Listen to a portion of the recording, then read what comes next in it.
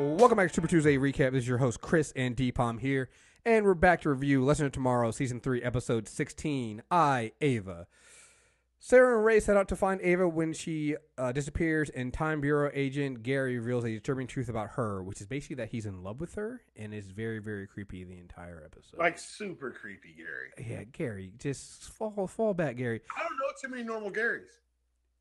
No, that's why it's that's why the name. That's why the joke is always shut up, Gary. It's just like nobody knows a normal Gary. Mm-hmm. Gary and Jerry's.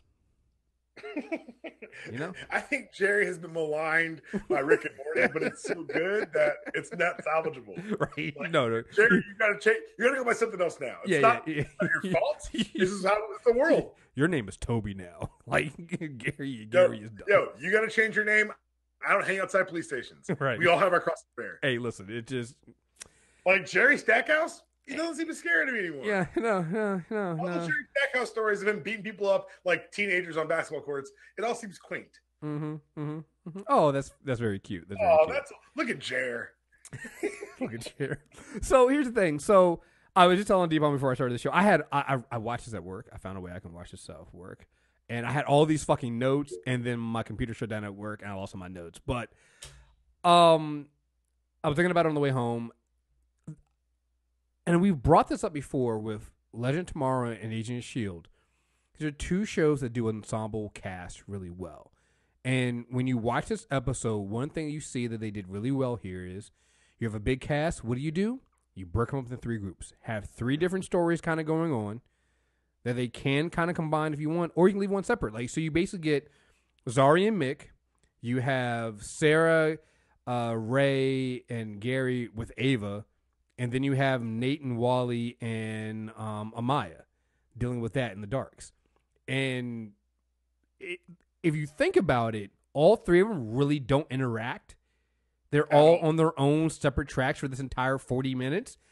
And it gets you like three, like you get some serious stuff going on with Nate and Amaya and Kwesa and stuff like that. You get mildly entertaining. It's serious but not too serious with the time of cloned Avas, and then you just get the completely hilarious Zari trying to train Mick start, and it works. Like, that's why Legends has been so good this season. They know their cast and they know what they can do with them, and everybody gets their moment. I think even more than knowing their cast, they know the pairings that work. Yes. This is the best version of Wally I've seen since he got introduced. This is a likable Nate. Mm-hmm. This is like in another group, Ray has to be the heavy. He has to be he has to be dad. But when Sarah's there, he doesn't have to be. He can be the comic relief. He can be the guy who makes the asides. Mm-hmm. Zari kind of works because of her. She's at her best when she's playing off of someone antagonistic with her. Mm-hmm. And that's literally McRoy's entire role. Yo, this like... Yo, listen. When this never should have gave you any flamethrowers. Yo, she was so annoyed at him cooking. Please don't slap Mick. Well, because let's do the Mick and Zari thing first, because it's fucking the most fun. It's the most fun. It's hilarious. And again, I already realized that I think we already named an episode Mick Rory's a National Treasure, so I can't name it again. But I'm like literally within our downside is limiting ourselves in the future. Bro, literally 30 seconds into this episode, I'm like, fuck, he's a national treasure. It's like he's cooking hot dogs with his totem. He's using his totem not to be a hero, to cook dinner. Like when he realized he could cook the popcorn, we can cook popcorn as he eats it. He put his hand in the bowl, popped it, and then put it in his mouth. Pull my finger. Do not pull his finger. Do not do that. It's not the only thing he figured out. That's how I know I'm simultaneously a grown-up and 12 years old. I laughed so fucking hard at that joke. God, what a child. And then she's like, yeah, so I have to go be the captain. So Zari's like, please, no. Who better than to teach the new totem bearer? Please don't do this. But so here's the other thing too that's kind of serious. Not too serious. They did it in, it's like the way that this show adds in certain elements just so seamlessly. Them dealing with the fact that she's practicing Ramadan. It's like you didn't have to do that. It came out of nowhere. So nicely done. It's just like we talked about with sexuality. It's something that just allows you to make these characters more of a three-dimensional person. Right. It just ease right in. She's fasting, and you have Mick being the complete like. It's almost offensive, but you're like, well, it's Mick. He is that like clueless and dumb. Like he didn't get like it's bacon. What you don't want? She's like, is that? He's the guy who legit who for the first time ever, like when being insensitive racially, he's like, I literally didn't know I was wrong. Right. No, and that's the thing that made it. What is the shot? Like I didn't know. Yo, and that's what made it so good, right? That it was racist, it was offensive, but then pure ignorance. But then you're like, oh my god, no, because he kept doing. He's like, he was actually trying to be helpful. It was rooted in a place of trying to be nice. Like at the end where he pulls his. First of all, he basically pulls on Miles Morales, where he pulls a fucking sandwich out of his goddamn pocket. You've had that for 8 years? I don't think the spin animation counts. So you've had that for 8 years and 2 weeks? Fine. Oh, he shouldn't eat that. He shouldn't eat that. That panel is still fucking gold. It's still fucking gold. Oh, man. He's like, she's like, that's bacon. It's like, bacon's delicious. Like, what's the, like, he just could not get it. And it's like, oh my God, it's literally being insensitive, but not realizing you're being insensitive. Oh, it's so racially, it's so racist. It's adorable. And watching Zari be like, don't kill him. Oh, yo, when she finally lost her fucking temper and she whooped his ass, and Amaya's like, Wally's like, what's that sound? She's like, oh, Zari's training Mick, and hopefully she won't kill him. And I'm like, oh my God, she's whooping his ass. She fucking snapped. But that was her plan. Oh, so good. I love it. That was my favorite plot line just because it was, compared to the other two, it was kind of light and breezy and kind of fun, and even with the racism, it was, I don't want to say like funny racism, but it was well played racism that illustrated that Mick's not an asshole. Well, he is, but not because he's trying to be an asshole. Right. This time, usually he's trying to be an asshole. Yeah. He's literally just doesn't know any better, and he's a pig. I mean, the fact that he's like, we have a galley. Can you cook over there? Why? Just doesn't understand. Didn't get anything. Wait, are those burgers? Are you those? Yeah. It's like that. Like, what are you doing, Mick? Come on. Oh, so good. Let's do the Ava stuff next, because I know we saw an article about the Zari stuff, and I think kind of ties into that article. We'll talk about that towards the end. Ava, so she's not a robot. Close enough. She's a clone. She's a robot-ish. Yeah, and close enough. Like, I'm sorry. You grow clones. You build robots. They got built. I mean, you're right. Right. There is. I know my way around the genre, kids. That's a robot. Well, and to be fair, if you think about it, the way that machine worked, they were building Ava clones. They weren't growing Ava clones. They were building Ava clones. So I'm taking that one as a win. He's a fucking robot. Yeah. But I did. But it was so great. First, I like the idea that even before we get to this part, Sarah basically trying to step down and being like, "Look, I just need a day." Like, I like the fact that Sarah went through a lot last episode, and so when you come in the beginning of this episode, she's like, "Listen, I need to take some time." I mean, she literally fought off the death totem and being a vessel for Mollis. She broke up with Ava. And she had to basically confront herself, the darkness inside of her. So when she's like, and she's like, it wasn't that she was like walking away and giving up. She's like, I just need 24 hours. Mm-hmm. Give me 24 hours to get my mind right. And I'm like, you know what? I can appreciate that. But then I can also appreciate what they did so that she couldn't get that 24 hours. But like acknowledging the fact that what happened last episode fucked up even Sarah. I think was I mean again, it was a small thing that I probably wouldn't have noticed or cared if they didn't do it, but when they did do it, I'm like, you know what? That actually gives more weight to what happened to her last episode even more, and also means that when she has to wield the Death Totem as part of their Captain Planet / Voltron forming up to defeat Maulus, it will matter more. I'm just saying, we know that's going to happen, right? It has to. Has to. So also, yeah. And so I like that. I like the fact that, you know, Ray and them are like, they kind of like, wait, you're the fearless leader. You're that's not you. She's having to tell him like, no, that's the problem. It is me, and I kind of need to reconcile that. But then Ava disappears, and they decide to go find Ava. And the beginning of it is basically Sarah and Sarah and Ray on some my ex lied to me type shit. Man. And then it gets worse. Like when they show up at the planet, and I literally had this one written down, and I'm sorry I forgot all the exact quotes. I literally was rewatching some of these parts to write these quotes down. I'm so mad I lost this stuff. It was when they land there, and Gary's like, "I'm in paradise," and Sarah's just like, "I'm not. I'm surrounded by I'm surrounded by my exes. Surrounded by my ex-girlfriend. I'm surrounded by my exes. This is hell." Right. This is hell. It's like, then there's another one where she's like, "Yo, I had a dream like this," and Gary's like, "Yo, me too." It's like it was a lot less clothes on. Gary's like, "Me too," and I'm like, "Oh my god, Gary." Gary has the biggest crush on Ava.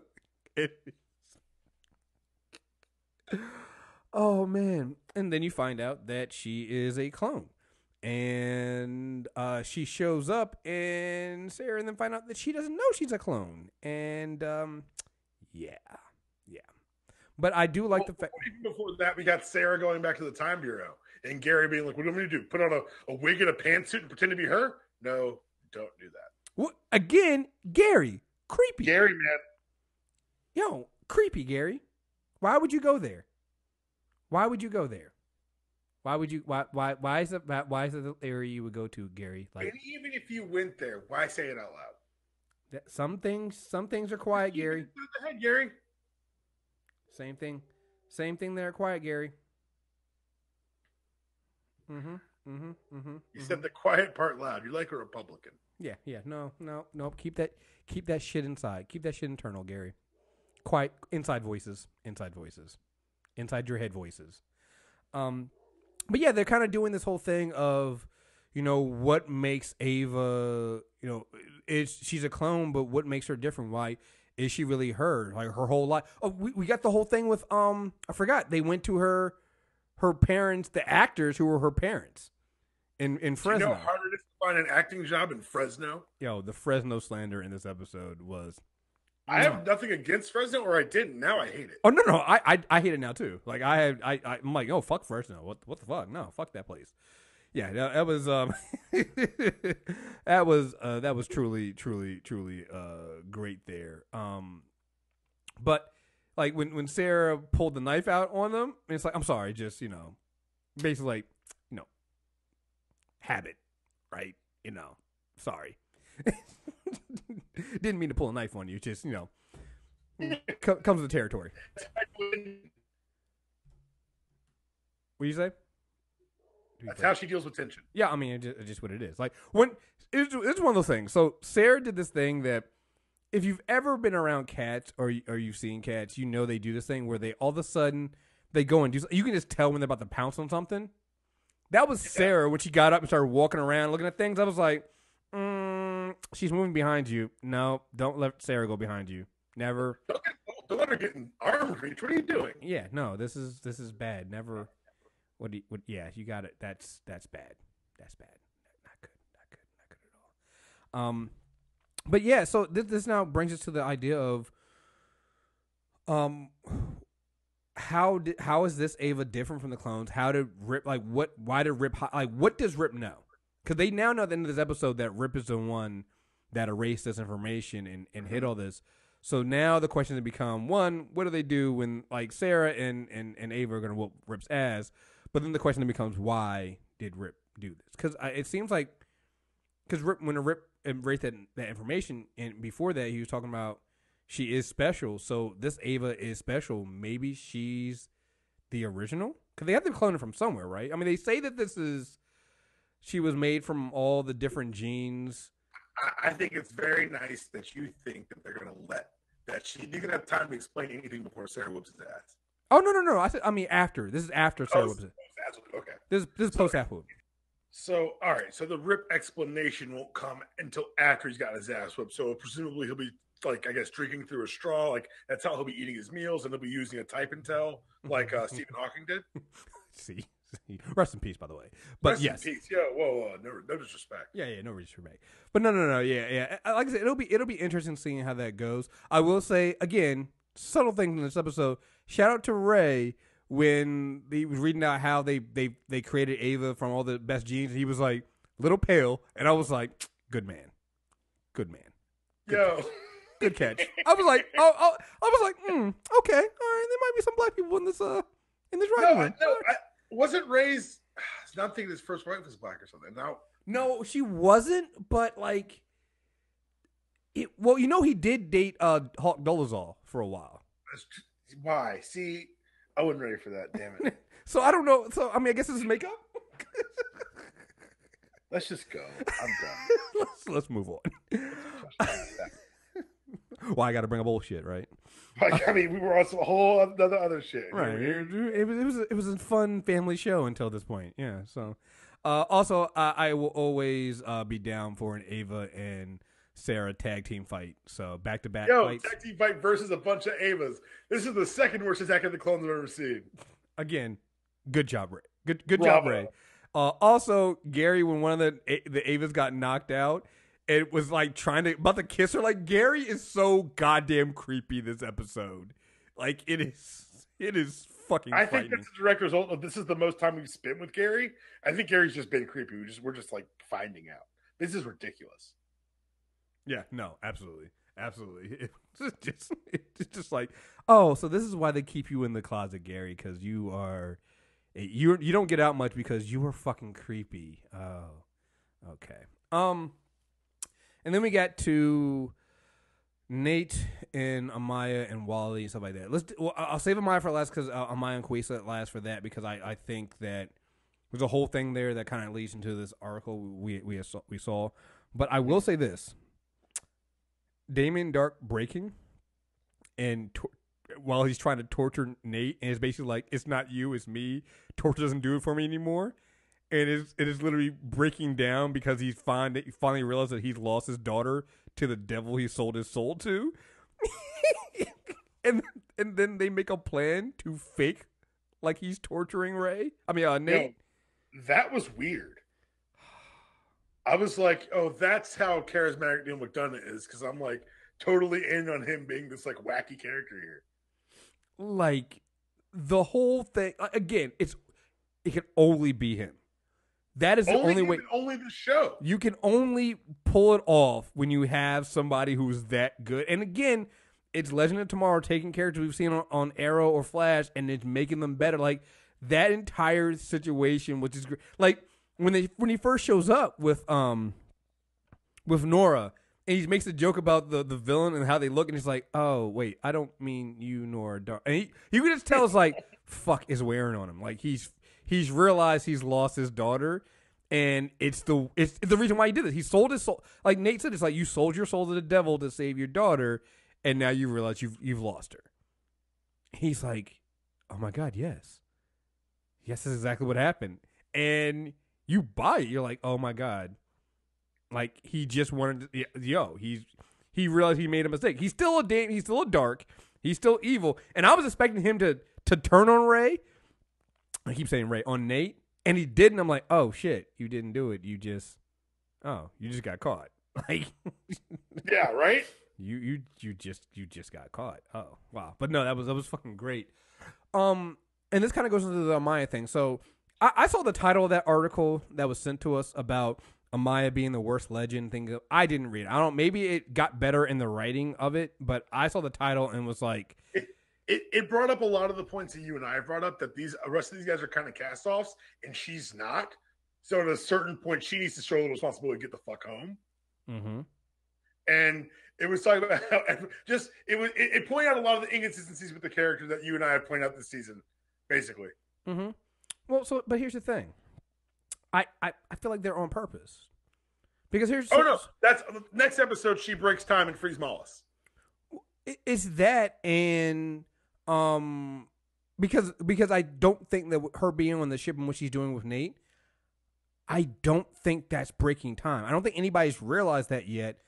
That's not breaking time. Well, you had Kuwasa say it directly. You're not my grandfather.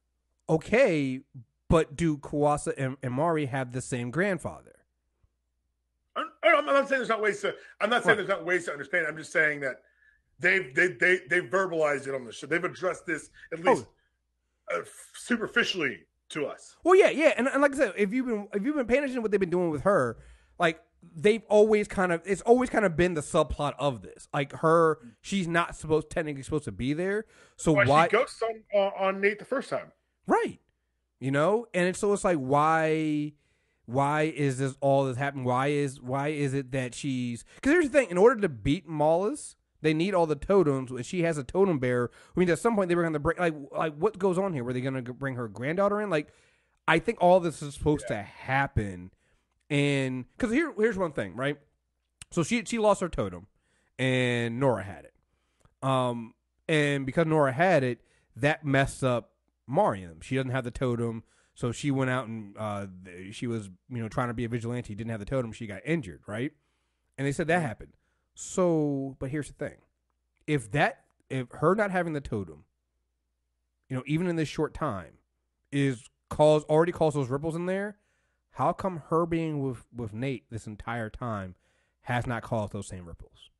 Well, okay, that's fine, but I think that the totem is more important than Nate. So I think it has more weight through the timeline. Well, no.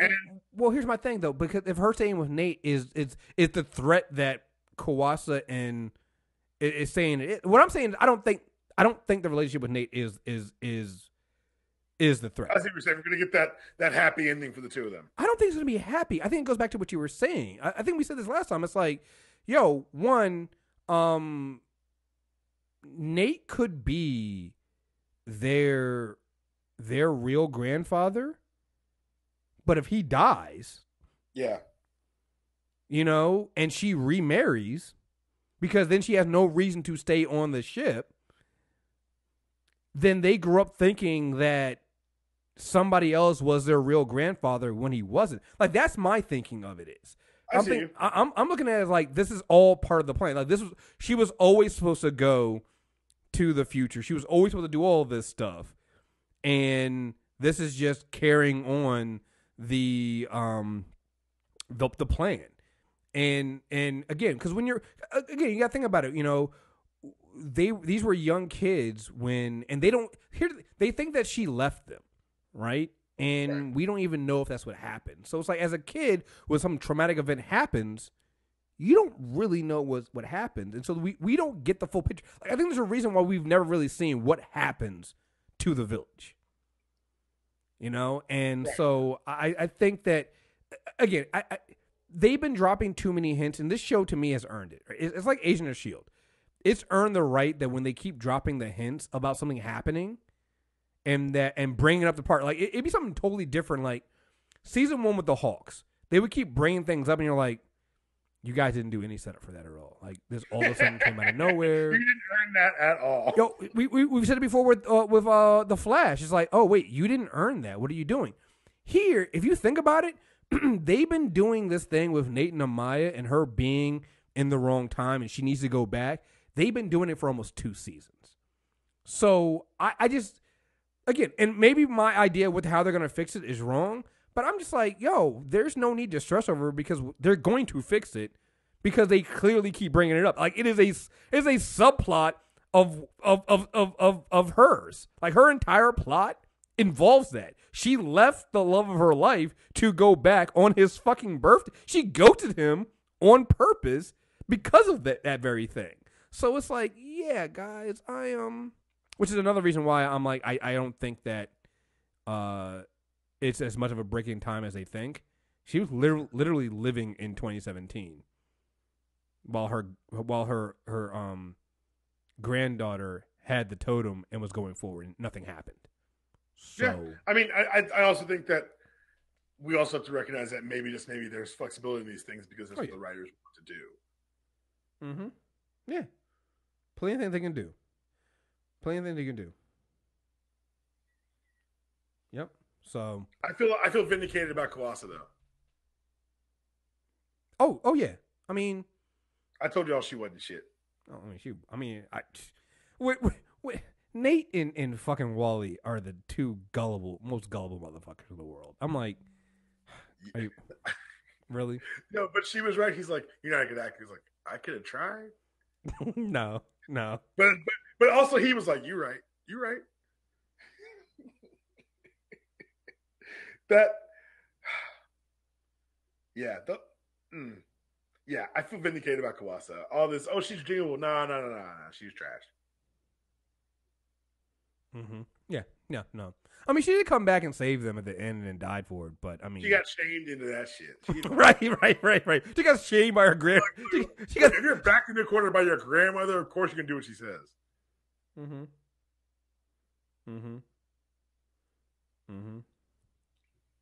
Yep. So, oh man, it was so good, so good.